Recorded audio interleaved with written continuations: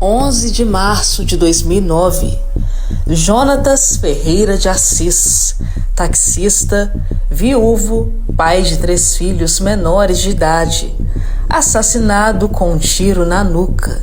De acordo com familiares, a motivação, a cobrança injusta de uma dívida que já havia sido quitada. 15 anos depois, a família ainda busca justiça pelo caso. O acusado de ser o executor do crime já foi condenado, mas segue foragido. Já o acusado de ser o mandante do crime será julgado novamente após a acusação e Ministério Público conseguirem anular o júri anterior em que ele havia sido absolvido. Veja bem, esse foi um homicídio feito de forma covarde, né? Tanto que a acusação de homicídio duplamente qualificado, por motivo torpe e por recurso que impossibilitou a defesa da vítima.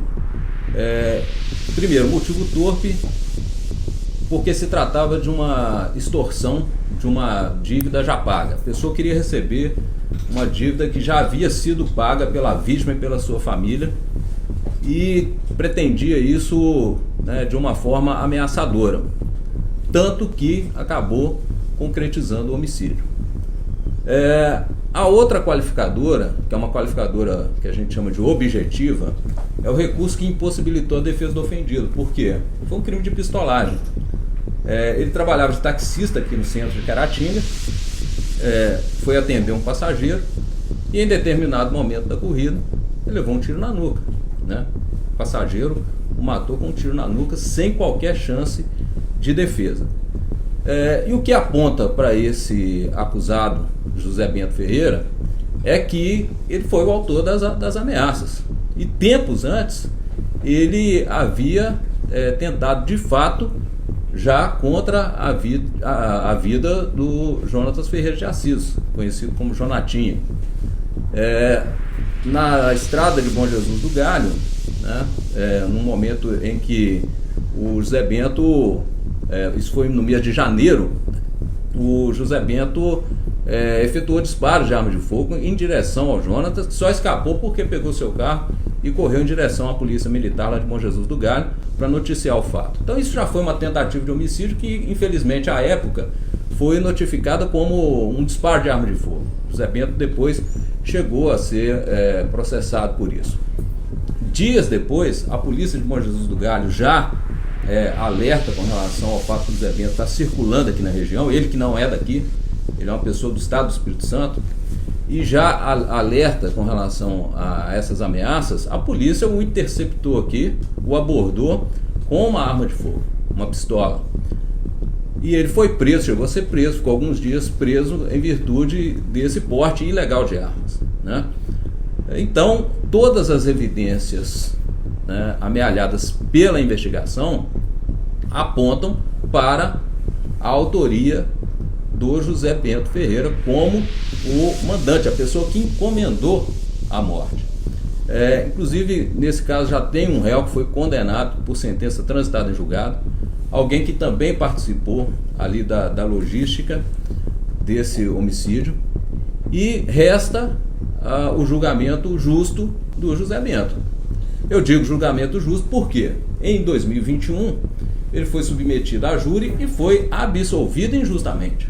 Tanto que o Ministério Público encaminhou o recurso juntamente com a assistência de acusação, e o Tribunal de Justiça de Minas Gerais, os desembargadores do tribunal, entenderam que aquela decisão foi uma decisão manifestamente contrária à prova dos autos.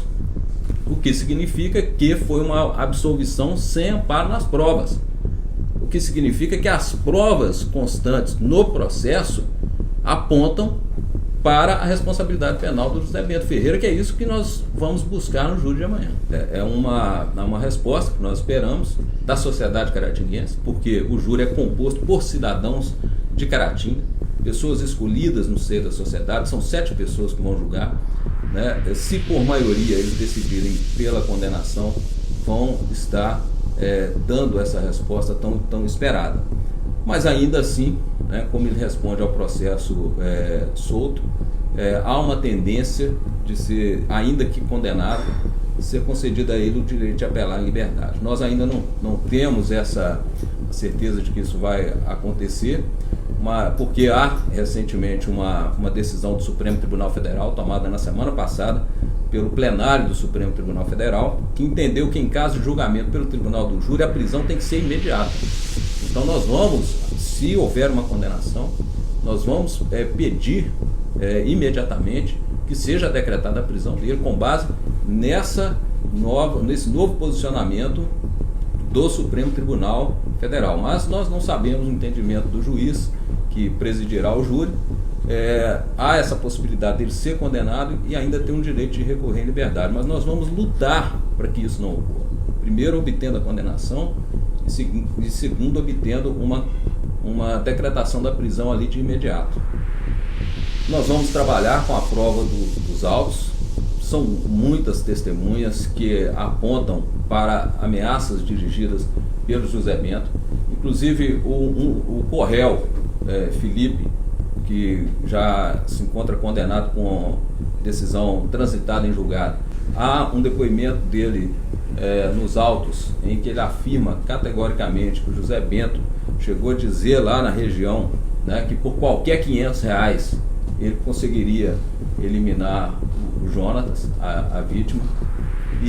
Ou seja, essa covardia ela foi gestada, ela foi alimentada durante vários episódios anteriores, né? Então a acusação vai se fundar na prova dos autos, porque a prova existe e nós vamos apontar isso de forma muito detalhada, muito técnica. Nós temos hoje em Caratinga um promotor de justiça muito gabaritado, Dr. Henry Wagner, que está muito empenhado também em obter essa condenação.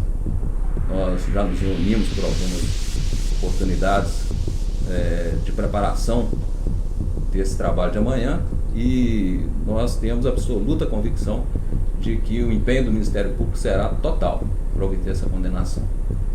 Eu quero primeiramente, em nome da família, né, do Jonatas Ferreira de Assis, que no caso foi meu tio, né, agradecer à imprensa de Caratinga, né, a todos vocês, por abrir esse espaço para que a gente possa colocar para a sociedade de Caratinga aquilo que a família sente, que vem sentindo durante todos esses longos 15 anos que nós aguardamos por justiça. Então, o Felipe, ele foi a júri no ano de 2013, ele foi condenado a 16 anos de prisão, ele recorreu ao tribunal, né, caiu essa pena para 14 anos, mas desde então o Felipe também, ele está foragido, né, ele não cumpriu a pena e o que a família também aguarda nesse caso é pela prisão, né, do Felipe, para que ele possa cumprir também a pena, porque já são aí, né, 2013 para 2024, nós temos aí 11 anos que ele está foragido e a família aguarda também para que ele seja preso e também cumpra a pena, assim como aguarda